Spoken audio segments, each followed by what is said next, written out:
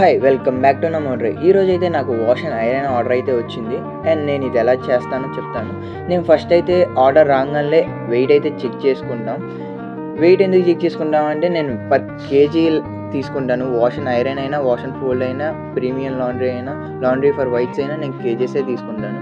ఎందుకంటే పేరు తీసుకుంటే వాళ్ళు ప్లేస్ మాత్రం ఇవ్వరు, ఇన్నర్స్ ఇస్తారు, కర్చీఫ్స్ ఇలా అన్నీ ఇస్తారు కాబట్టి సో నేను వెయిట్స్ కిందే తీసుకుంటాను. ఫస్ట్ అయితే వెయిట్ చెక్ చేసేసుకొని తర్వాత అన్నీ సపరేట్ చేసేసి ఎంత వెయిట్ వచ్చింది ఎన్ని గార్మెంట్స్ వచ్చినాయో రాసుకున్న తర్వాత ప్రాసెస్ అయితే స్టార్ట్ చేస్తాం. వాటికి సపరేట్ చేసుకొని అండ్ ఈ ప్రాసెస్ ఎలా చేస్తాననేది మీకు నెక్స్ట్ వీడియోలో చెప్తాను.